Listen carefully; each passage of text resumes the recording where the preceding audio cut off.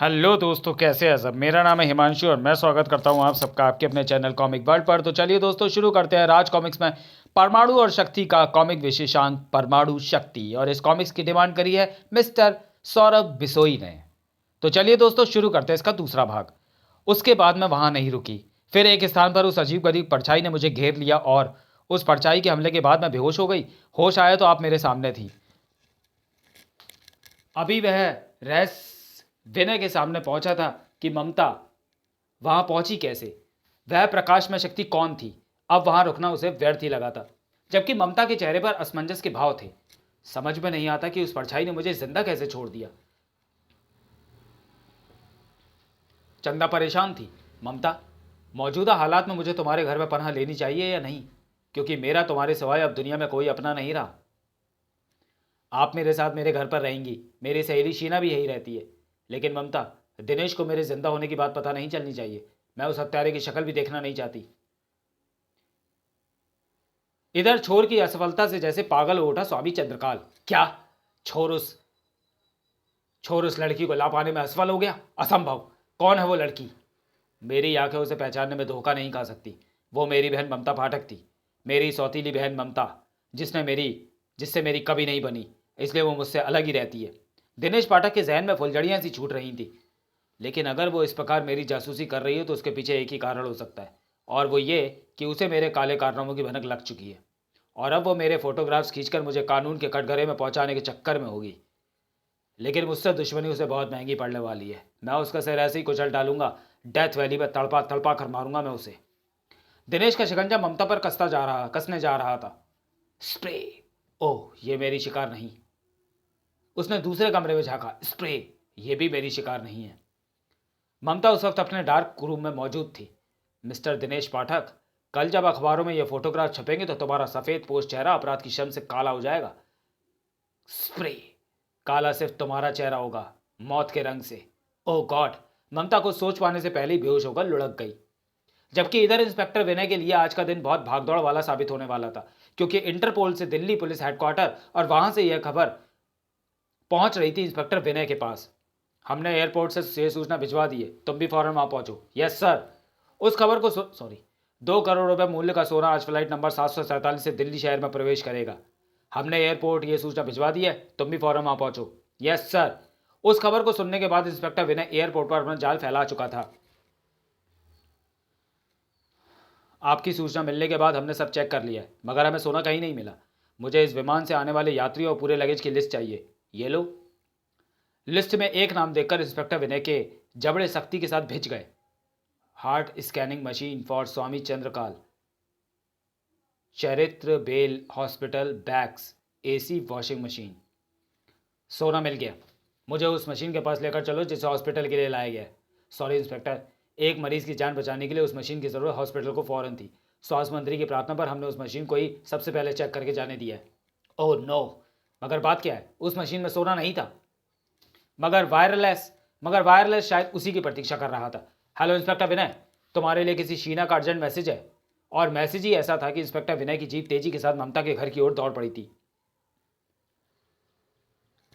उसे नहीं मालूम था कि उसे दोबारा इतनी जल्दी फिर ममता के घर आना पड़ेगा।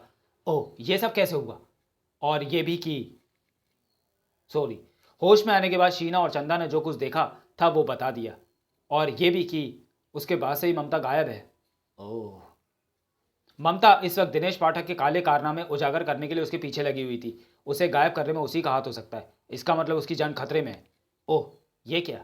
ममता गायब होने से पहले ये फोटो प्रिंट तैयार कर रही थी। इन तस्वीरों के रूप में जो क्लूज मुझे मिले हैं मैं उन्हीं के आधार पर ममता की तलाश करूंगा। और अपनी शुरुआत मैं स्वामी चंद्रकाल चैरिटेबल हॉस्पिटल से आरंभ करूंगा। वैसे भी मुझे उधर ही जाना है। उसके बाद शीना और चंदा भी अपने अपने कमरों में चली गई। मगर चंदा के जहन में जबरदस्त खलबली मची हुई थी। ममता को दिनेश पाठक नाम का वो शैतान दरिंदा उठाकर ले गया है। दिनेश पाठक मेरी बर्बादी का कारण। नहीं, मैं ऐसा नहीं होने दूंगी। इंस्पेक्टर विनय परमाणु के रूप में ठीक उसी वक्त हॉस्पिटल आ पहुंचा, जबकि हार्ट स्कैनिंग मशीन ठीक हॉस्पिटल के दरवाजे पर पहुंच चुकी थी। ठहरो। यह मशीन अब हॉस्पिटल नहीं पुलिस स्टेशन जाएगी। हाँ। और जो इसे छुड़ाने वहां पहुंचेगा उससे इंस्पेक्टर विनय पूछेगा ममता का पता। और मुझे पक्का यकीन है कि इसे लेने दिनेश पाठक ही आएगा। हॉस्पिटल के रिसेप्शन पर खड़े दिनेश पाठक के हृदय में वह दृश्य हलचल मचाने लगा था। उफ, ये परमाणु बीच में कहाँ से आ गया? परमाणु ने ट्रक को रोक लिया है। परमाणु ट्रक ड्राइवर को मार रहा है। जेंगो, कहीं उसे मशीन की हकीकत का पता तो नहीं चल गया? जेंगो, फौरन एक काम करो। सख्त तो उठा परमाणु का स्वर। उस मशीन को पूरी जांच के बाद ही हॉस्पिटल में सौंपा जाएगा। मैं इस मशीन को वापस लेकर जा रहा हूं और मेरे काम में कोई अड़चन डालने की चेष्टा ना करे। ठहरो, तुम उस मशीन को यहां से नहीं ले जा सकते परमाणु। ये मेरे पति को जिंदगी दे सकती है, मैं तुम्हें इसे नहीं ले जाने दूंगी। अगर तुम इसे यहां से लेकर गए और मेरे पति को कुछ हो गया तो उनकी मौत के जिम्मेदार तुम होगे। तुम्हारे सिर होगी उनकी हत्या। उफ, इस वक्त इसे मशीन की असलियत बताई तो ये जिन भावुक क्षणों का सामना कर रही है, मशीन में सोना होने की बात इसकी समझ में नहीं आएगी। कस्टम अधिकारियों की जांच के बाद भी मुझे पक्का यकीन है कि सोना इसी मशीन में है। मगर अब स्थिति गंभीर हो गई थी। अगर तुम्हें यह मशीन लेकर जानी है तो फिर इसे तुम मेरी लाश पर से लेकर जाओगे।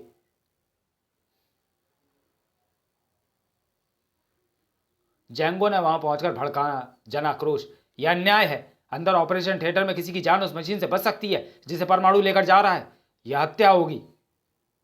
तुम्हारी बेवकूफ़ी भरी बातों के लिए मेरे पास वक्त नहीं है। नहीं, तुम तो मानवता के रक्षक हो। मानवता के रक्षक का यही रूप है क्या तुम्हारा? वह परमाणु से बुरी तरह से लिपट गई।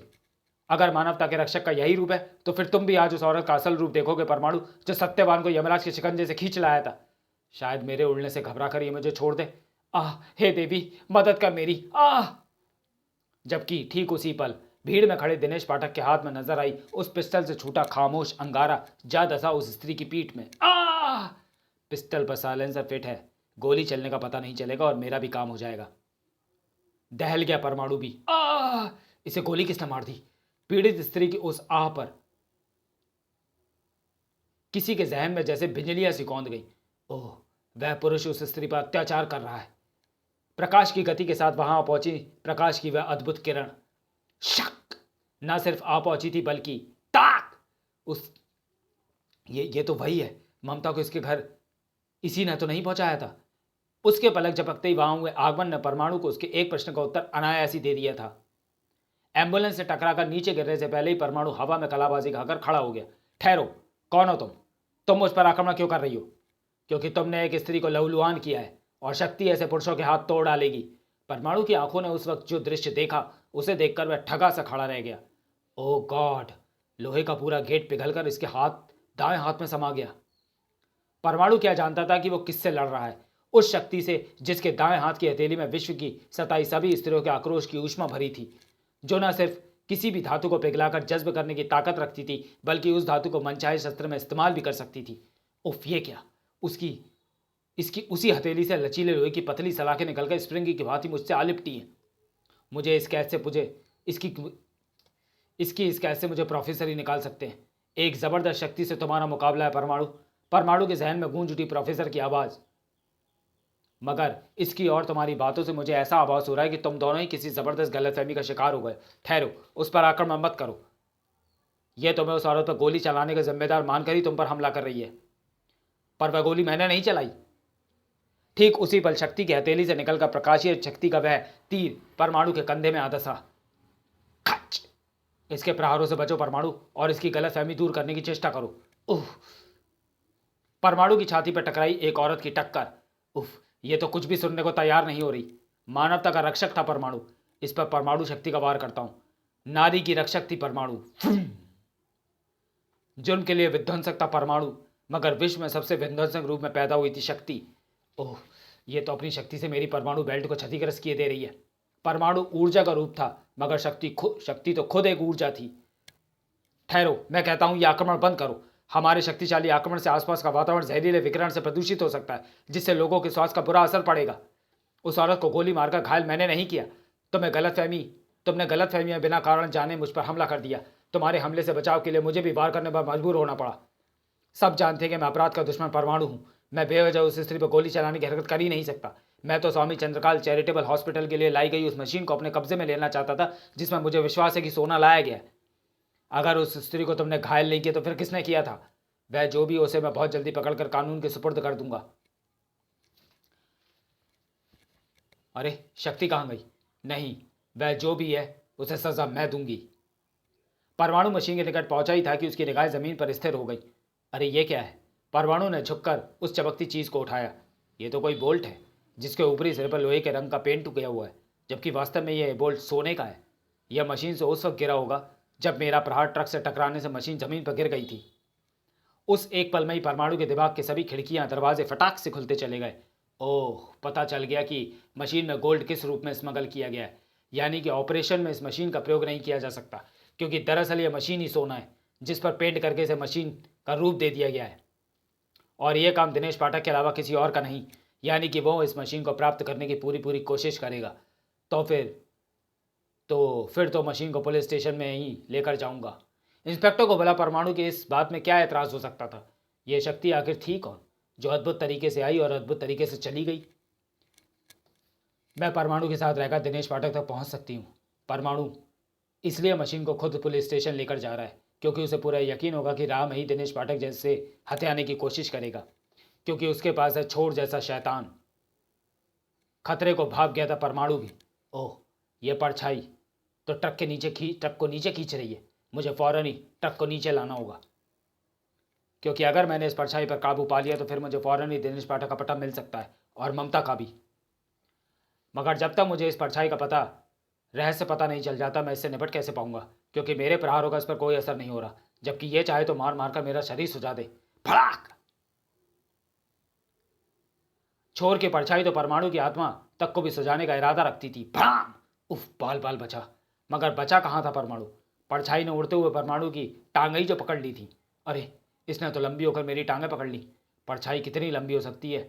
ओह, ये मुझे पहले क्यों ना सूझा कि यह परछाई है। तो इस परछाई का शरीर भी आसपास ही कहीं होना चाहिए, और इस परछाई का दूसरा छोर उधर जा रहा है। ओह, वह हाथ में हाथ बांधे उधर कौन खड़ा है। परछाई ने परमाणु को धरती पर पटक मारा। इस परछाई का दूसरा सिरा उसी व्यक्ति के पाँव से जुड़ा है, यानी ये उसी व्यक्ति की परछाई है। मगर मैं उस तक तो तभी पहुंच पाऊंगा जब यह परछाई मुझे उधर जाने देगी। यह परछाई खत्म कैसे होगी। उफ, ये तो मेरा गला दबाए दे रही है।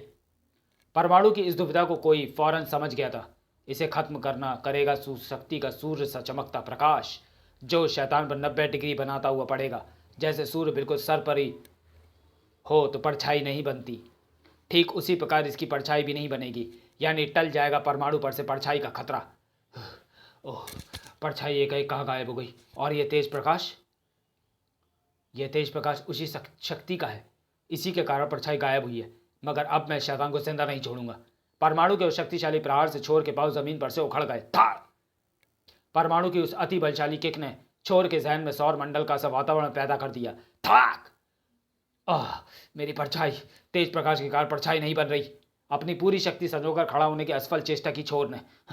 मैं तुझे खत्म कर डालूंगा परमाणु। थम लो, ये तो गया। उसी पल गायब हो गई शक्ति भी। ओह, शक्ति भी गायब हो गई। शक्ति को सुनाने के लिए चीख उठा परमाणु, तुम्हारी इस मदद के लिए तो मैं धन्यवाद करता है शक्ति। उस खंबे के पीछे से झांकती शक्ति मुस्कुरा उठी। तुम नहीं जानते परमाणु, मदद तो तुम मेरी कर रहे हो। तुम्हारे जरिए ही मैं दिनेश पाठक और ममता तक पहुंच रही हूं। जबकि परमाणु निकटवर्ती पुलिस स्टेशन को उस घटना की सूचना दे रहा था। जल्दी ही फिर प्रोफेसर की प्रयोगशाला में। आओ परमाणु, मैं जानता था कि उस जबरदस्त और रहस्यमय शक्ति के बारे में जानने तुम यहां जरूर आओगे। शक्ति की शक्तियां देखकर एक बार तो मेरे भी दांतों तले पसीना उभर आया था प्रोफेसर, पर पता नहीं अचानक ही कहाँ गायब हो गई वो। क्या वह भी मेरी तरह उन्नत विज्ञान का कोई चमत्कार है प्रोफेसर? मैं इसे विज्ञान का चमत्कार नहीं मान सकता। उसके हाथों से ऊर्जा फूट रही थी। वह कोई करिश्मा है परमाणु। प्रकाश की गति से गायब हो गई थी ये। मेरे यंत्रों ने गायब होती शक्ति के चित्र भी खींचे, मगर वहां प्रकाश के सिवा कुछ भी दिखाई नहीं दे रहा। इसका रहस्य तो समझ आने पर ही पता लग पाएगा प्रोफेसर, मगर उसकी बातों से मुझे लगा कि इसकी रुचि नारी जगत की दुखी स्त्रियों की सुरक्षा में है। और तब प्रोफेसर ने शक्ति के आगमन से पूर्व वाली फिल्म के उस हिस्से को स्टिल किया। देखो परमाणु, यह है वो आदमी जिसने उस औरत पर गोली चलाई। ओह, ये तो दिनेश पाठक है। एकाएक ही एक स्क्रीन की ओर देखता चौंक पड़ा प्रोफेसर। परमाणु, ममता का पता चल गया। परमाणु प्रोफेसर के मैसेज के साथ ही अब उड़ा जा रहा था। परमाणु, महरौली के निकट डेथ वैली में बने शक्ति टेम्पल में तुम्हारी जरूरत है। मैं वहां पहुंच रहा हूं प्रोफेसर। उस समय भोर का उजाला फैल चुका था, मगर किसी की जिंदगी में अंधेरा कर देने के लिए उस पर भयानक ढंग से झपट रहे थे वे खूंखार मांसभक्षी प्राणी गिद्ध। ओ आ दिनेश पाठक के होठों से हिंसक ठहाके उबल रहे थे। जब तक तुम मुझे यह नहीं बताओगी कि मेरे गुनाहों का सबूत व फिल्म तुमने कहाँ छुपा रखी है, मैं तुम्हें उस यातना से आज़ाद नहीं कराऊंगा। आह, यह डेथ वैली तेरी भी मौत का कारण बनेगी। हाँ, मेरी भी मौत का। थड़ नफरत से चीख पड़ी उस वक्त ममता, क्योंकि मुझसे पहले तूने चंदा भाभी को भी इसी वैली में मौत की नींद सुलाने के लिए फेंक दिया था हत्यारे। आह, सिकुड़ गई दिनेश की आंखें। ओह, मगर तुझे ये सब किसने बताया? तभी रोशनी से झकाझक हो गया वह क्षेत्र। ओह, ये क्या?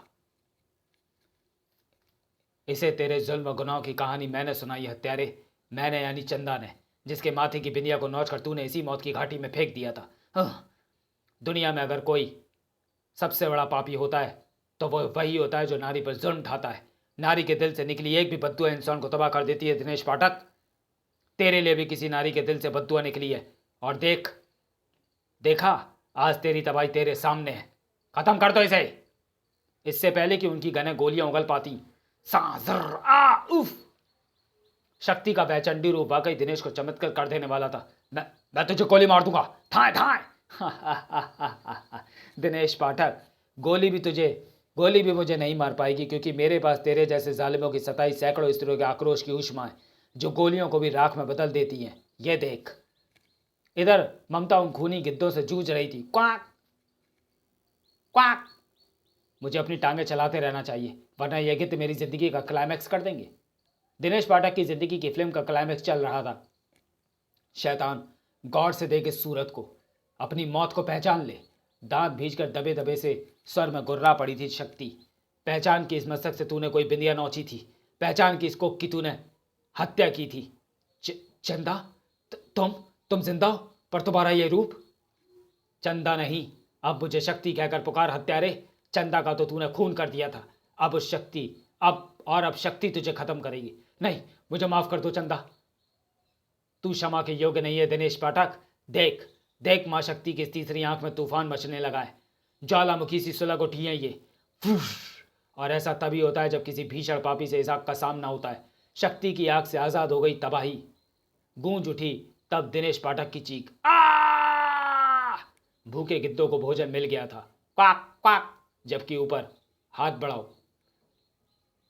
कौन है आप? शक्ति। और तब, ममता तुम ठीक हो ना? ओ परमाणु, तुम भी आ पहुंचे, मगर तुम्हारे पहुंचने से पहले शक्ति ने उस हत्यारे दिनेश पाठक को उसके दुष्कर्मों की सजा दे दी। सब कुछ बताती चली गई ममता। परमाणु के लिए एक अनसुलझा रहस्य बन गई थी शक्ति।